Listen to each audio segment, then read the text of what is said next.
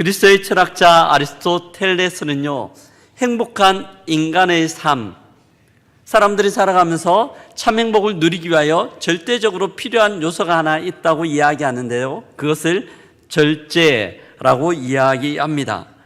아리스토텔레스는 이 절제에 대하여 가장 얻기 힘든 승리라고 또한 이야기합니다. 절제가 쉽지 않기 때문에 그런 거죠. 우리가 싸우는 대부분의 싸움은요, 외부의 적과 싸우는 거예요. 그래서 힘을 기르고 또한 열심히 전투를 하면 어느 정도 이길 수 있습니다. 하지만 절제는 전혀 다른 싸움의 양상입니다. 외부의 적과 싸우는 것이 아니라 내부의 자아와의 싸움이기 때문이죠. 제일 힘든 싸움이기도 합니다. 이 절제란 탐욕과 금욕 사이의 균형을 맞추는 것이며 자신의 욕구를 적절하게 다스릴 때 오는 것이 절제입니다. 성경에는 이런 절제를 통해서 절제를 잘함으로 아름다운 열매를 많이 맺는 영적 위인의 반열 가운데 선 사람도 있지만 반대로 이 절제에 실패하여 인생의 나락을 경험한 사람들도 있습니다. 아담과 하와를 한번 볼까요? 하나님께서 선악과를 따먹지 말라고 신신당부하셨어요. 그런데 어느 날 그 선악과를 보는데 보암직도 하고 먹음직도 했습니다. 유혹이 온 거죠. 잘 이겨내면 되는데 그 유혹에 홀라당 넘어가서요, 선악과를 따먹음으로 죄가 이 땅 가운데 들어오는 길을 열었습니다. 삼손도 마찬가지입니다. 하나님이 삭도를 머리에 대지 말고 머리를 자르지 말라라고 명령하셨음에도 불구하고 여인의 꾀임에 넘어가 절제하지 못한 채 결국 그는 두 눈이 뽑히게 됩니다. 다윗도 마찬가지죠. 어느 날 성벽 위를 거닐다가 한 여인이 목욕하는 장면을 보았습니다. 정욕이 그의 마음 가운데 들었죠. 그의 마음을 뺏기고 절제하지 못한 채 나중에는 그의 인생 가운데 심각한 오점을 남기는 죄를 범하게 됩니다. 절제하지 못할 때 오는 어려움이에요. 하지만 절제를 잘함으로 하나님 앞에 은혜 받는 사람도 있습니다. 요셉을 한번 볼까요? 그는 애굽의 종으로 팔렸어요. 정말 청춘의 나이에 주인의 아내 유혹합니다. 정력적 유혹이죠. 너무나 취약한 유혹임에도 불구하고 하나님 앞에서 그는 자신을 절제함으로 그 유혹을 이기게 됩니다. 노아도 마찬가지예요. 하나님께서 노아에게 방주를 지으라고 합니다. 방주 짓는 기간이 아주 길었습니다. 주위의 사람들이 여러 가지 이야기를 했을 거예요. 그럼에도 불구하고 그는 자기의 삶을 절제하고 자기를 지킴으로 물로 심판당하고 모든 사람이 죽을 때 노아로 말미암아 그 방주에서 그의 가족만 구원 얻을 수 있었습니다. 이게 절제가 주는 유익입니다. 비단 우리가 성경을 보지 않아도 우리의 삶의 모습을 보면요, 절제가 얼마나 중요한지 너무나 잘 알 수 있습니다. 우리가 살아가면서요, 부부 생활 가운데 다투는 경우가 종종 있죠. 언제 많이 다툽니까? 언제 부부 싸움을 많이 합니까? 대부분 말 한마디 때문이에요. 말하면 안 되는데 너무 화가 났어요. 말이 그만 입 밖으로 툭 튀어나옵니다. 그게 상대편 마음을 상하게 하고 결국 부부싸움으로 이어지죠. 우리가 탐욕을 절제하지 못하고 죄악 가운데 빠지기도 하고요, 감정을 절제하지 못하여 또한 그 감정이 넘쳐나서 어떨 때는 우울증을 겪기도 합니다. 절제와 관련된 문제예요. 사랑하는 성도 여러분 어떻습니까? 절제와 관련하여서 절제를 잘 하시는 편입니까? 아니면 절제를 하지 못하고 결국 시간이 지나고 난 이후 후회하는 편이 많습니까?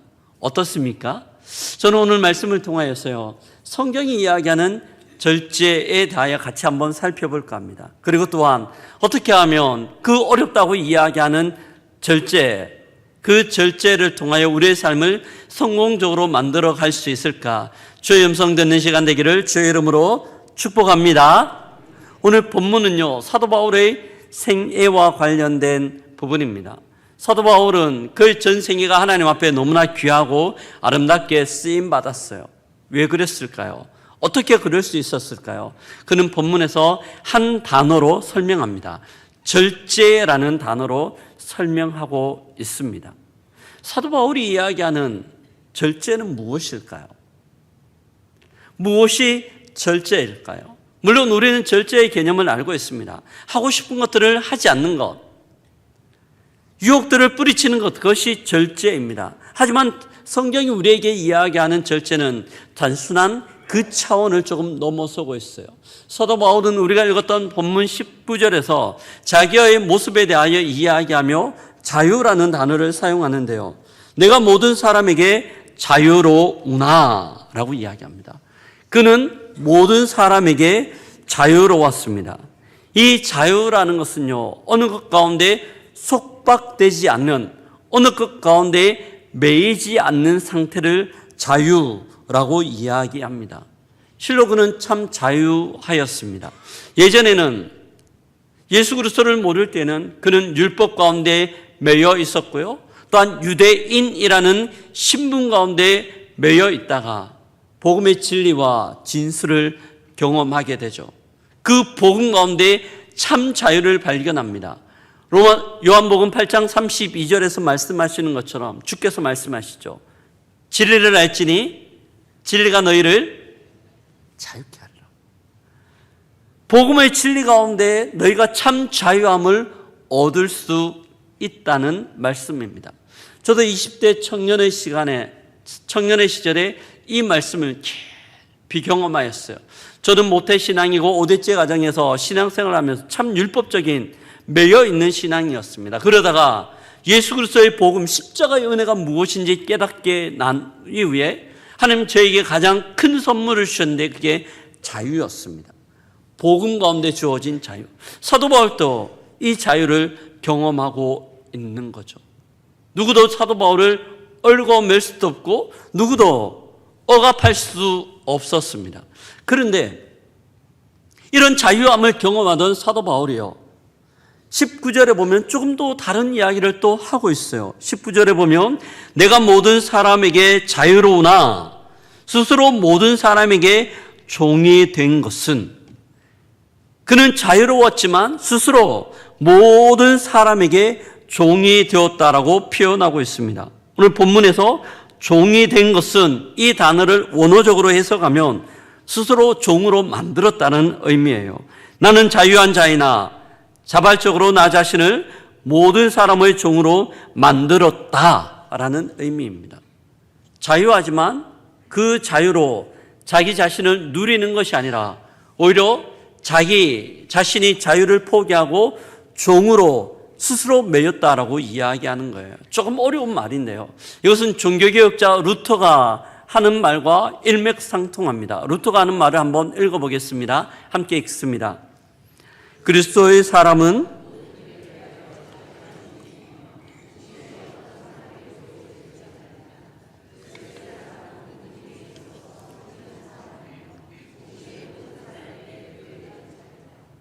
조금 어려워요. 한 번만 더 보면 그리스도의 사람은 모든 일에 자유한 주인이며 동시에 그 자유 때문에 어떤 사람에게도 예속되지 않습니다. 하지만 그리스도의 사람은 모든 일에 있어 섬기는 사환, 종이며 모든 사람에게 노예가 되었다라고 이야기합니다. 무엇 때문에요? 복음 때문에. 예수님 때문에 그렇죠. 우리는 참 자유하고 진리가 있음에도 불구하고 예수님 때문에, 복음 때문에 많은 사람들을 섬기는 자로 스스로 노예가 되었다라고 이야기합니다. 우리는 이것을 한 단어로 설명하며 그것을 절제라고 이야기합니다. 함께 다루는 주제이죠. 절제라는 것은요, 우리가 자유하지만 스스로를 예수 그리스도의 복음 때문에, 예수님 때문에 스스로를 얽어매는 것들을 절제라고 이야기합니다. NIV 성경에 보면 이 절제는 셀프 컨트롤이라고 이야기해요. 자기 자신이 스스로 자기를 얽어매는 것, 이것이 절제라는 거죠.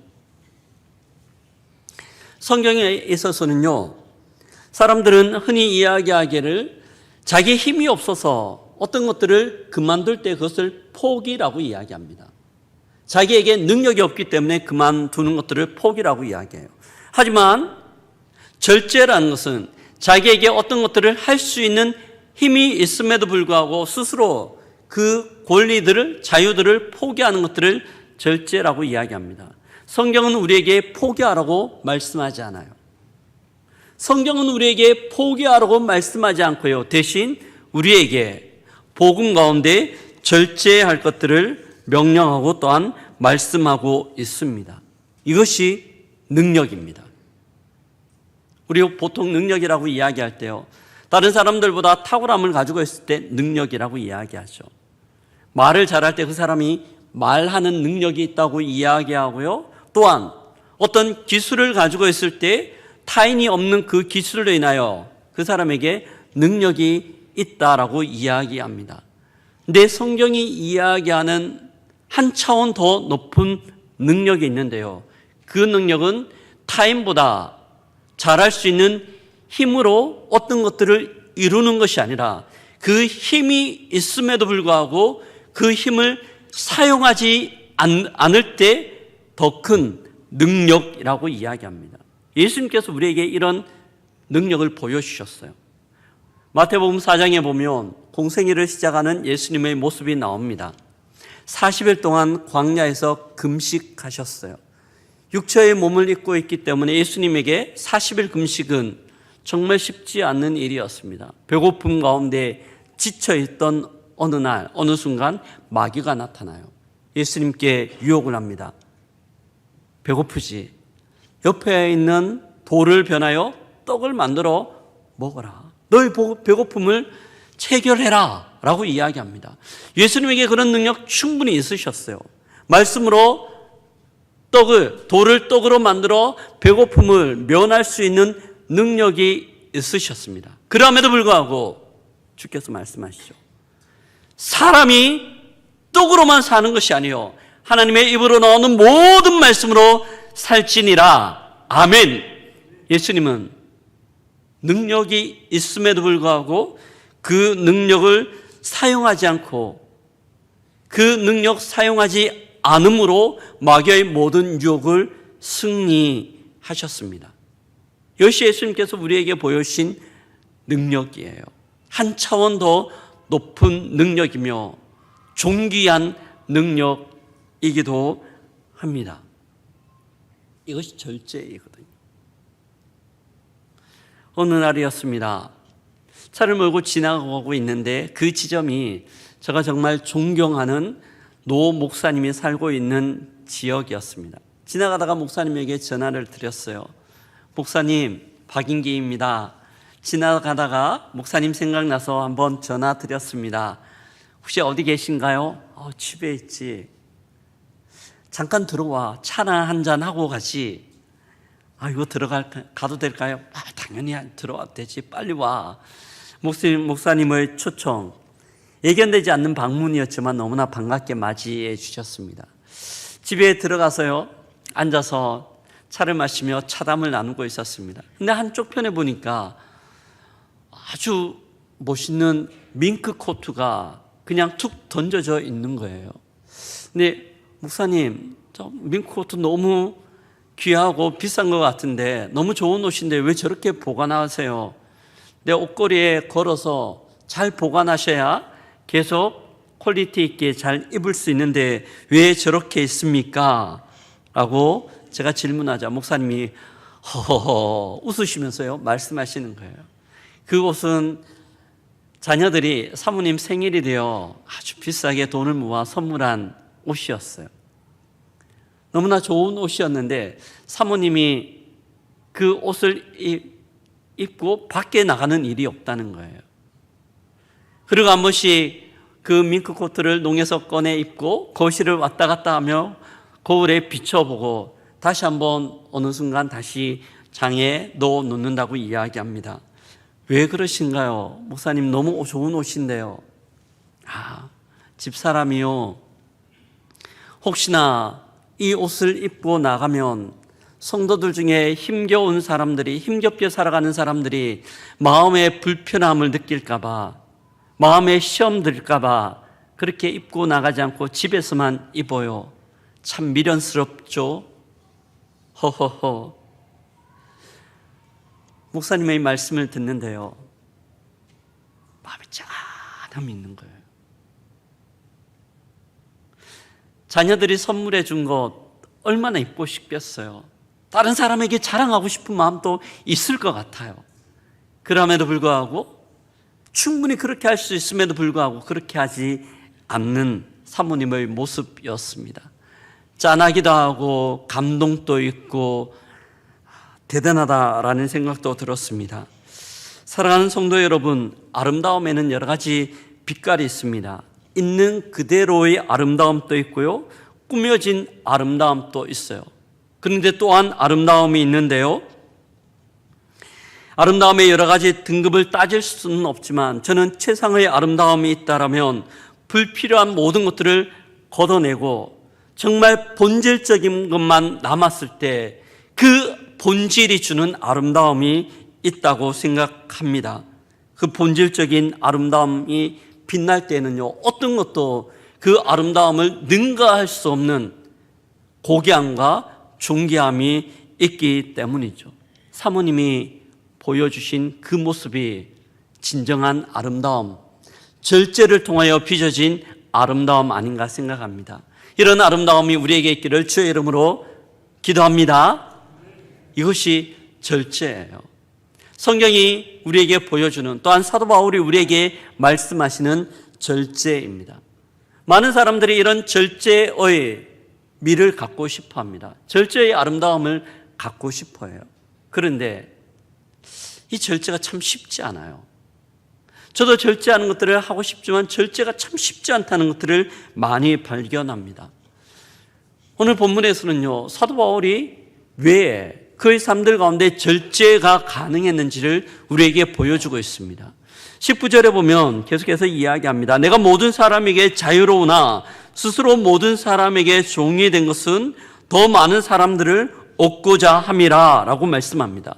사도 바울이 절제할 수 있었던 이유는 단 한 가지였습니다. 더 많은 사람들을 얻고자 함.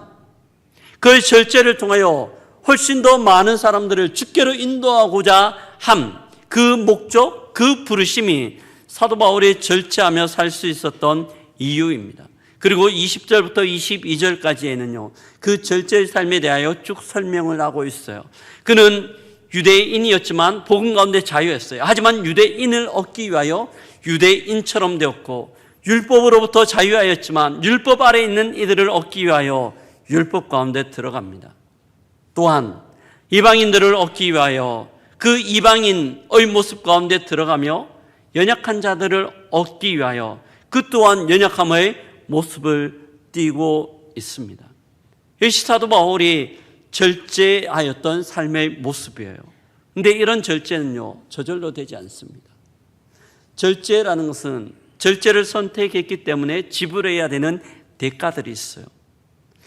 고린도후서 11장 23절부터 보면 사도 바울이 자기의 삶, 하나님께서 목적으로 하는 영혼들을 얻기 위하여 그의 삶을 절제하면서 지불하였던 대가들이 나오는데요, 같이 한번 읽어보도록 하겠습니다. 같이 읽습니다. 그들이 그리스도의 일꾼이냐 정신없는 말을 하거니와 나는 더욱 그러하도다. 내가 수고를 넘치도록 하고 매도 수없이 맞고 여러 번 죽을 뻔하였으니 유대인들에게 40에서 하나 감암매를 5번 맞았으며 3번 태장으로 맞고 1번 돌로 맞고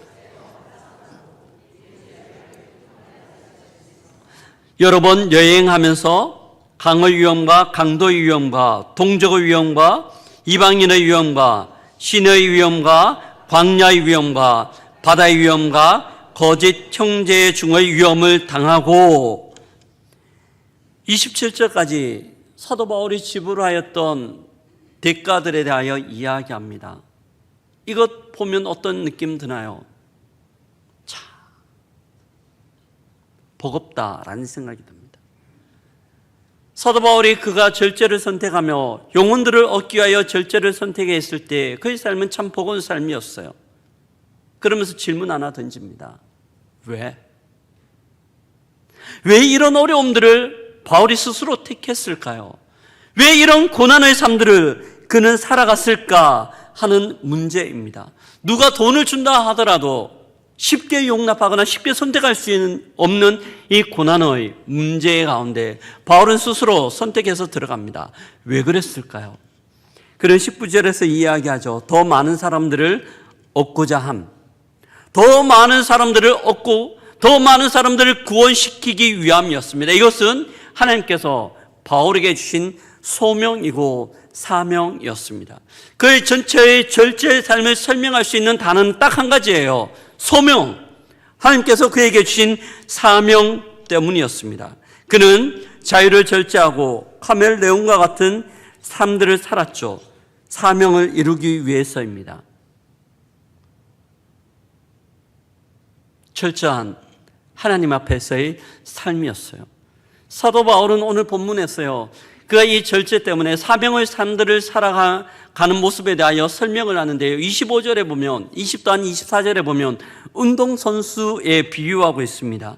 24절에 보면 운동장에서 다름질하는 자들이 다 달릴지라도 상을 받는 사람은 한 사람인 줄 너희가 알지 못하느냐. 너희도 상을 받도록 이와 같이 다름질하라 라고 이야기하며, 또한 25절에서는 승리자의 관을 얻고자 달려간다라고 이야기하고 있습니다. 절제의 이유예요. 지난 여름이었죠. 파리 올림픽이 있었습니다. 우리나라가 전 세계에서 8등을 하는 쾌거를 이루었습니다. 근데 올림픽 하기 전에요, 어느 다큐 프로그램에서 진천 선수촌에서 열심히 훈련하는, 올림픽을 준비하는 선수들의 일상을 보여주었습니다. 그들의 하루는 이른 아침부터 시작합니다. 일찍 일어나서요, 아침 운동을 해요. 땀이 빗방울처럼 흘러내립니다. 그렇게 아침 운동으로 그치지 않습니다. 아침 먹고 난 다음 조금의 휴식을 취하고 난 다음 오전 훈련이 있고요, 오후 훈련이 있어요. 저녁 훈련을 마치고 몸이 천근만근이 되어 그렇게 자기의 일과가 끝납니다. 근데 그런 선수들 중에는 모든 훈련이 끝났음에도 불구하고 개인 훈련을 위하여 따로 체육관에 들어가 열심히 또한 운동하는 선수들의 모습을 볼 수 있습니다. 참 대단하다 싶어요. 근데 그런 선수들 대단함을 만드는 게 코치와 감독이었습니다. 선수들이 조금 퍼질 수 있고 그만둘 수 있을 때 옆에서 체근하는 겁니다. 한 개만 더, 한 번만 더 열심히. 정말 매정하다 싶을 정도로 몰아붙여요. 근데 그 다큐를 보면서요, 더 대단한 사람들을 발견했어요. 누군가 하면 그 감독이나 코치들이 요구하는 것들을 이를 꽉 물고 끝까지 완수하는 선수들이었습니다. 나중에 리포터가 질문을 합니다. 힘들지 않으세요? 너무 힘듭니다. 포기하고 싶지 않으세요? 당연히 포기하고 싶죠. 그런데 왜 그렇게 열심히 하십니까? 메달 받으려고요. 제가 목표로 하는 그 순위가 있거든요. 올림픽에 가서 시상대에 올라가는 것이 저의 목표이기 때문에 포기하지 않고 힘겹지만 열심히 훈련을 하고 있습니다 라고 이야기를 합니다. 만약 이런 운동선수들이요, 참가하는 것들이 목적이었다라면, 참가상이 그들의 목표치였다라고 한다라면 이렇게 열심히 하지 않아도 돼요. 그냥 설렁설렁하거나 힘들면 하루쯤 쉴 수 있습니다. 하지만 그들에게는 명확한 목표, 그들이 이루고 싶어하는 방향성들이 있었습니다. 그래서 그것 때문에 포기할 수 없고 최선을 다하여 자기의 삶을 절제하며 달려갔던 거죠. 사도 바울도 마찬가지입니다. 그는 목표가 있었어요. 한 명이라도 더 구원하는 것, 소명입니다. 사랑하는 성도 여러분, 우리는 사도 바울과 같은 동일한 소명으로 부름받지는 않았습니다. 물론 전도는 해야 되지만 우리의 생업을 포기한 채 전도자의 삶들을 살아가도록 하나님께서 우리를 부르시지는 않았어요. 하지만 사도 바울을 부르셨던 그 주님이, 동일한 그 주께서 우리를 우리의 나름대로의 소명자로 부르신 줄 믿습니다. 각자에게 하나님의 부르심의 소명이 있습니다. 그 소명을 붙들고 우리는 매일을 살아가요. 12월 달이에요. 연초가 시작되면요, 사람들은 저마다의 목표를 정합니다. 어떤 사람들은 올해는 꼭 성경을 일독하리라. 또 어떤 분들은 영어 공부를 한번 해보리라. 또 어떤 분들은요, 다이어트에 꼭 성공하리라. 어떤 분들은 올해는 꼭 전도 한 명은 하겠다라는 나름의 목표를 세웁니다. 그런데 한 해가 다 지나가는 시점이에요. 여러분 아마 시작할 때 목표를 다 세우셨을 겁니다. 어떻습니까? 목표 잘 이루셨습니까? 머리에 한 단어가 떠오르죠. 작심삼일. 목표를 정했지만 목표를 잘 이루지 못해요. 왜 그럴까요? 왜 우리가 절제의 삶들이 참 힘겨울까요? 두 가지를 점검해야 돼요. 첫 번째는 우리 가운데 소명이 분명한가? 목표가 분명한가? 진천 선수촌에 있는 사람들은 목표가 분명했어요. 하나님이 우리를 향한, 각자를 향한 부르심의 소명이 명확합니까? 그 부르심의 소명이 우리의 삶을 강력하게 붙들고 우리의 삶을 이끌어가는 원동력입니까? 점검해 봐야 됩니다. 나에게 그 부르심에 대한 명확한 목적성이 있다면 우리는 절제하거든요. 두 번째, 우리를 부르신 그 주님에 대한 주인의식이 나에게 있는가 하는 겁니다. 하나님은 우리의 삶에 우리 인생의 주인이시고 그분이 원하셨다면 우리는 모든 것들을 포기하고 그분께 초점을 맞춰야 되죠. 그런데 우리가 살아가다가 보면요, 흐트러질 때가 너무나 많아요. 나의 감정이 나를 이끌고요, 나의 생각이 나를 이끌고 나의 목표가 나를 이끄는 경우이죠. 주님이 주인이 아니라 내가 주인이기 때문에 어떨 때는 내 감정이 하기 싫으면 하지 않고요, 내가 원치 않으면 그냥 포기해버리기도 합니다. 목적과 우리를 부르신 그 주님에 대한 주인의식의 문제입니다. 절제와 관련되었어요. 저희 하루는요, 새벽 4시부터 시작합니다. 4시가 되면 알람이 울려요. 새벽 기도 가는 알람입니다. 이제는 어느 정도 좀 적응되어서요, 그렇게 힘들지는 않게 일어납니다. 4시에 일어나서 간단하게 씻고 사무실에 와서 그날 저녁 준비하였던 새벽 기도 설교 출력해서 책상 위에 있어요. 새벽에 와서 다시 한번 쭉 살피며 하나님이 어떤 것들을 원하시는지, 공동체를 향하여, 저를 향하여 어떤 것들을 원하시는지 다시 한번 묵상합니다. 그렇게 시작하는데요, 근데 어떤 날은 새벽 4시에 알람이 울리는데 너무 싫어요. 침대가 저를 막 잡아당기는 것 같아요. 이불을 걷어차고 일어나는 것, 그 따뜻한 이불 속에 그냥 폭 들어가서요, 그냥 알람 못 들은 척하고 자고 싶은 유혹들이 한 번씩 들 때가 있습니다. 어떻게 하지? 당연히 일어나야 되죠. 근데 생각해요, 어떻게 하지? 일어나야지. 하지만 그 유혹 가운데 잠깐 갈등할 때가 있어요. 그럴 때 하나님은 한 번씩 제 마음 가운데, 박잉입, 박 목사 일어나야지, 뭐 하고 있는 거야? 저희 4명 가운데 소리를 치십니다. 기도해야지, 왜 이러고 있어? 하나님 저에게 말씀하실 때 이불을 2발로 걷어차며 충성이라는 외침을 외치면서 일어납니다. 맞습니다, 주님. 제가 이러고 있을 때 아니죠. 하나님께서 저를 불러주셨고 공동체 가운데 리더로 세우셨는데 기도해야지, 충성이라고 외치면서 일어납니다. 사랑하는 성도 여러분, 이것이 저만을 위한 부르심일까요? 물론 담임 목사는 저를 향한 하나님의 부르심이에요. 그런데 다른 부르심으로 각자를 부르고 있습니다. 하나님께서 그 부르심 가운데 여러분은 어떻게 반응하고 있습니까? 그 부르심 가운데 주님이 여러분의 인생 가운데 주권자이시며 왕이십니까? 아니면 나의 감정이, 나의 생각이, 나의 뜻이 나의 인생을 이끌어가고 있습니까? 한번 점검해 봐야 합니다. 그럴 때 우리는 다시 절제로 나갈 수 있기 때문이죠. 마지막입니다. 우리는 성경이 이야기하는 절제에 대하여 또한 어떻게 그 절제를 이룰까에 대하여 살펴봤습니다. 마지막 함께 살피고 싶은 것은요, 그러면 무엇을 절제해야 될까에 대한 내용입니다. 오늘 본문의 25절에 보면 사도 바울이 절제의 영역에 대하여 우리에게 말씀합니다. 이기기를 다투는 자마다 모든 일에 절제하나니. 우리가 이기기를 다툰다라면 모든 일들 가운데 절제를 해야 돼요. 모든 영역이죠. 절제가 빠지는 영역은 아무것도 없는 것 같아요. 근데 저는 오늘 말씀을 통하여 특별히 세 가지 우리가 절제해야 되는 영역에 대하여 살펴보고자 합니다. 첫 번째는요, 말에 대한 절제입니다.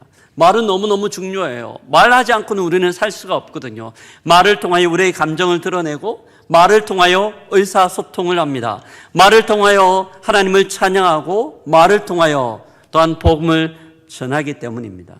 말이 너무 중요합니다. 그래서 말 한마디로 천냥빚을 갚는다는 속담도 있어요. 근데 이런 너무 중요한 말이지만 어떤 경우에는 말 한마디 때문에 우리 인생이 꼬일 때도 있습니다.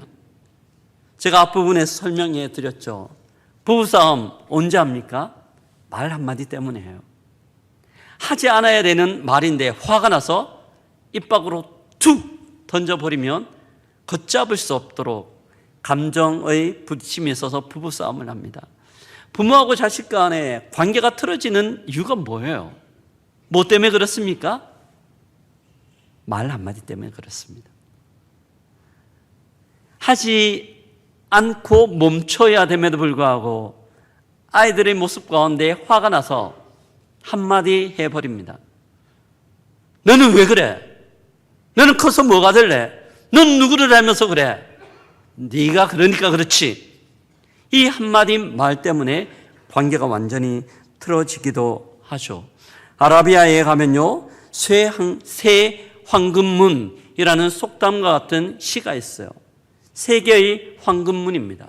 말을 할 때 어떻게 해야 되는지, 말을 할 때 어떻게 절제해야 되는지를 우리에게 가르쳐 주고 있어요. 첫 번째 황금문은요, 우리가 말을 하기 전에 내가 하는 말이 진실된 말인가 점검해 봐야 합니다. 말을 하지만 내가 하는 말이 정말 진실된 말인가를 점검하는 거죠. 첫 번째 황금문이에요. 두 번째 황금문, 진실된 말이라고 생각한다라면 두 번째, 지금 꼭 해야 되는 말인가? 지금 꼭 필요한 말인가를 점검해 보는 거죠. 두 번째 황금문입니다. 그리고 세 번째 황금문은요, 친절한 말인가? 이 말을 듣는 상대편이 나의 말을 듣고 기분 상하지 않는 친절한 말인가를 점검해 봐야 합니다. 이 세 황금문을 지날 때 우리의 말은 사람들을 세우기도 하고 사람들을 살리기도 하고 주께 영광 올려드리는 말이 됩니다. 세계의 절제를 통하여 우리의 말이 쓰임받을 수 있다는 거죠. 이런 은혜가 있기를 주의 이름으로 축복합니다. 말이 너무 중요해요. 두 번째, 우리가 절제가 필요한 것은요, 주의 뜻과 주의 때에 대한 절제입니다. 우리는 각자 나름대로의 생각들을 가지고 있어요. 또한 계획들을 가지고 있습니다. 하나님, 이때 이 방법이어야 합니다. 그래서 우리는 어떨 때에는 작정 기도를 합니다. 어떨 때는 작정 기도와 함께 금식 기도를 합니다. 또 어떨 때는 작정 기도와 함께 금식하며 천례하며 기도합니다. 나의 방법과 나의 때를 고수하고 관철시키기 위한 수고들이죠. 하지만 그렇지 않아요. 예수님께서 우리에게 보여주셨죠. 겟세마네 동산에서 마지막 기도를 하실 때 주께서 마지막 기도입니다. 주님, 할 수만 있다면 이 잔을 나에게서 옮겨 주십시오. 하지만 나의 원대로 하지 마시고 아버지의 뜻대로 해 주십시오. 주님은 하나님의 뜻과 하나님의 방법 가운데 자기의 모든 것들을 포기하고 절제하고 있습니다. 하나님의 뜻이 드러나기를 기대하는 마음 때문입니다. 혹 우리의 생각과 우리의 계획 가운데 교회 공동체와 다를 때가 있어요. 그럴 때 우리는 절제해야 됩니다. 많은 사람들이 요구하는 것과 다를 때가 있어요. 그럴 때 우리는 절제해야 합니다. 주의 뜻이 이루어지는 것들을 기대하기 때문입니다. 마지막 우리에게는 어떤 절제가 필요할까요? 최근 제가 많이 묵상하고 또한 고민하는 주제입니다. 경건과 거룩에 대한 절제입니다. 우리가 많은 것들이 우리에게 가능해요. 할 수도 있어요. 하지만 우리가 어떤 것들을 할 때, 선택할 때 그것이 하나님의 백성으로서 거룩한 삶과 어떤 연관이 있는가, 이게 나를 거룩하게 할 수 있는가, 성결하게 할 수 있는가를 고민해 봐야 됩니다. 우리나라가 인터넷 강국이에요. 손 아래 컴퓨터 한 대들을 가지고 살아갑니다. 수시로 인터넷 들어가서 보죠. 어떨 때는 유튜브를 보기도 합니다. 근데 쇼츠들이 재미있잖아요. 30초밖에 되지 않는 쇼츠들을 보다가 보면 어떨 때는 10개를 보고요, 20개를 봅니다. 5분, 10분이 훅훅훅 지나가 버려요.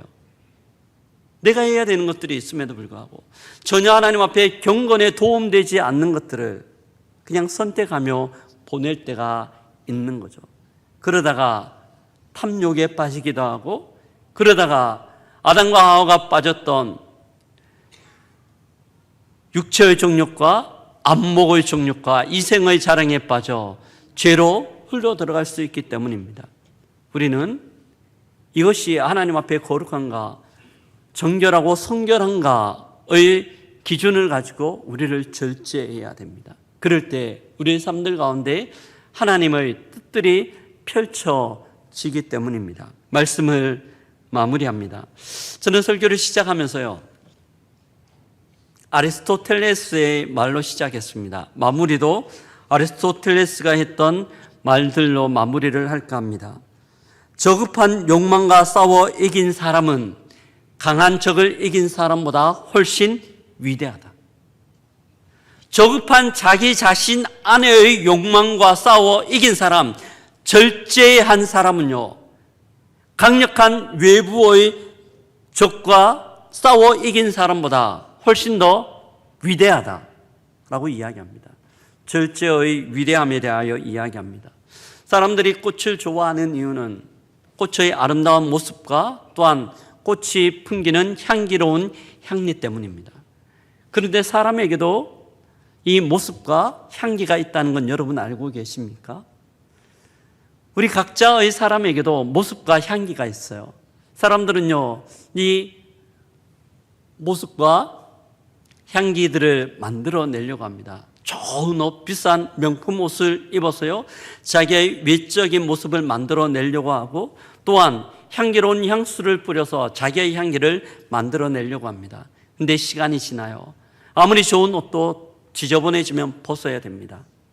또한 아무리 좋은 향수를 뿌려도 한 번 씻고 나면 그 향수의 향은 없어져요. 대신 절제를 통하여 그 삶들 가운데 만들어진 단순함의 능력, 고귀함은 그의 모습을 만들고요, 그런 사람에게는 예수 그리스도의 향기가, 거룩과 성결의 향기가 뿜어져 나오는 것을 볼 수 있습니다. 소망합니다.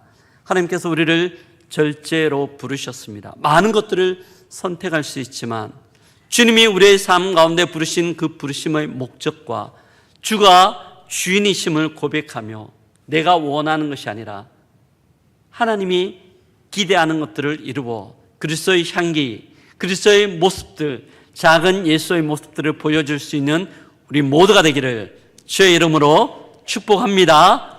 아멘. 옆에 분들하고 한번 그렇게 권면하고 인사하고 마무리할까요? 예수의 향기 날리는 절제의 사람 되기를 소망합니다.